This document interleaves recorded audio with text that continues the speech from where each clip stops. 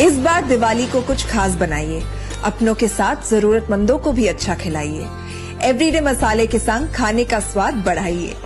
Everyday मसाले, देश की हर डिश का स्वाद। एवरीडे मसाले wishes you a very happy Diwali.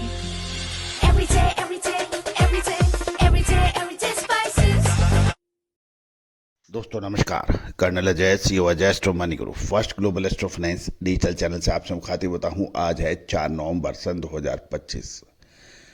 दोस्तों, ग्रेन्स, गेहूं, मक्का, बाजरा, जवार, दलहन, तिलहन, मसाला, अनाज, कपास पर अपडेट और अग्रिम रिसर्च देने वाला देश दुनिया का पहला चैनल।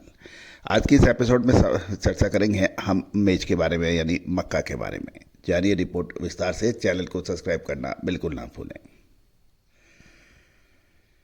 दोस्तों, खबर निकल के आ रही है कि जैसे जैसे मौसम साफ हो रहा है, मक्का की आवक बढ़ रही है और कीमतें भी लगातार गिरावट की ओर रुख कर रही है। पिछले कुछ दिनों में सीमित दायरों में कारोबार करने के बाद जैसे ही मौसम साफ हुआ, बाजार की धारणा पर दबाव पड़ने के कारण कल सोमवार को कर्नाटक में मक्का की कीमतों में गिरावट दर्ज होने के समाचार मिल रहे हैं।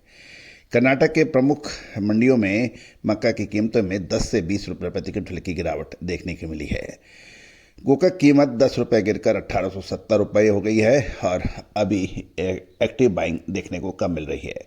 मौसम धीरे धीरे साफ हो रहा है और इसलिए आने वाले हफ्तों में आवक बढ़ने की उम्मीद लगाई जा रही है।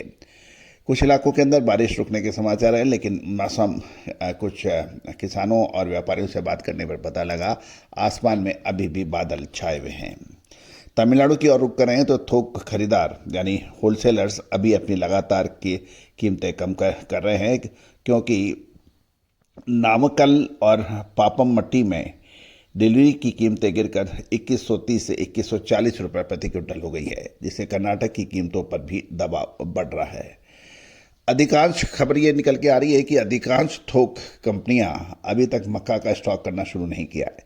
इसके अलावा कुछ रैक लोडिंग छोड़कर कर्नाटक से किसी बड़ी रैक लोडिंग के अभी कोई अपडेट देखने को नहीं मिला है। मौजूदा परिप्रेक्ष्य में देखें तो कर्नाटक में मक्का की कीमत निकट भविष्य में 30 से 60 रुपये प्रति क्विंटल की गिरने की आशंका व्यापारी लगा रहे हैं। दूसरी ओर छिंदवाड़ा में भी मक्के की कीमतें स्थिर है, क्योंकि वर्तमान सप्लाई मौजूदा मांग को संतुलित करने के लिए पर्याप्त बताई जा रही है। खरीदार अभी भी काफ़ी एक्टिव नहीं है और मंडी की कीमतें छिंदवाड़ा में 1800 से 2020 रुपये प्रति क्विंटल पर स्थिर है और आवक लगभग 1000 टन की देखी जा रही है। बारिश के कारण आवक में देरी होने के कारण आवक कमज़ोर है। बारिश के कारण क्वालिटी को भी नुकसान होने के कुछ समाचार मिले हैं। कुल मिलाकर बात समझें तो खरीदारी अभी धीमी है। दिल्ली के कुछ व्यापारियों से बात करने पर पता लगा कि 1850 रुपये पर गोदामों में मक्का खरीदना शुरू किया है, लेकिन अभी तक सभी व्यापारियों ने गोदामों से मक्का खरीदना शुरू नहीं किया है। इसके अलावा रैक लोडिंग भी अभी तक शुरू नहीं हुई है। गौरतलब है कि नॉर्मली नेपाल और बांग्लादेश से आयात की डिमांड होती है, लेकिन इस साल इन देशों में अस्थिरता के कारण मांग नगण्य बताई जा रही है। बांग्लादेश में पेमेंट्स की प्रॉब्लम है। नेपाल के अंदर अभी अनरेस्ट देखा गया है, इससे मक्का की निर्यात पर फर्क पड़ रहा है। इसके अलावा अमेरिका बांग्लादेश को सस्ती कीमतों पर मक्का उपलब्ध करा रहा है, जिससे निकट मध्यम अवधि में भी बांग्लादेश द्वारा भारत से मक्का खरीदने की संभावना अभी कमज़ोर है। अमेरिका बांग्लादेश को लगभग 1700 से 1750 रुपये बांग्लादेश पहुंच के भाव से मक्का बेच रहा है। इस मौजूदा दरों पर भारत द्वारा बांग्लादेश या अन्य दक्षिण एशियाई देशों को मक्का का निर्यात मुश्किल होगा, क्योंकि अमेरिकन मक्का के दाम कमज़ोर हैं, यानी भारत से सस्ते हैं। छिंदवाड़ा की कीमतें बारिश के कारण कुछ संभली हुई थी, लेकिन जैसे जैसे मौसम साफ होगा कीमतें फिर गिर सकती हैं। बिहार में मक्का की कीमतें नेगेटिव देखी जा रही हैं, क्योंकि सक्रिय स्टॉक रखने वाले व्यापारियों की बिक्री के मुकाबले कमज़ोर खरीदारी से कीमतों पर दबाव देखा जा रहा है। गुलाब बाग की कीमतें 1950 से 2150 रुपये पर स्थिर बताई जा रही हैं। आवक अभी भी लगभग 1500 टन के आसपास देखी जा रही है। कुल मिला के बिहार में अभी मक्का की खरीदारी कमज़ोर है। अब हम मध्य प्रदेश या महाराष्ट्र की बात करें। मध्य प्रदेश या महाराष्ट्र से उत्तर प्रदेश में एथनॉल कारखाने के लिए 1930 रुपये के कुछ फॉरवर्ड सौदे रैक के हुए हैं और ये इंडिकेट कर रहा है कि आने वाले महीनों में स्पॉट बिल्टी की कीमतें 1725 से 1750 रुपए के आसपास हो सकती है, मौजूदा 1825 रुपए तक है।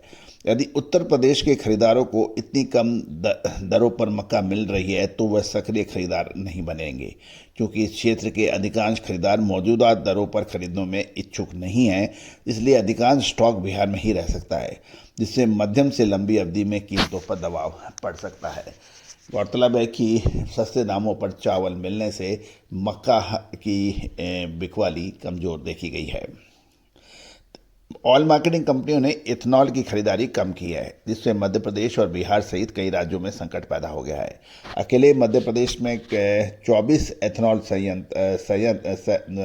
प्लांट प्रभावित हुए हैं, जबकि बिहार में एथेनॉल आवंटन में बदलाव में कई इकाइयों पर गंभीर वित्तीय संकट आ गया है।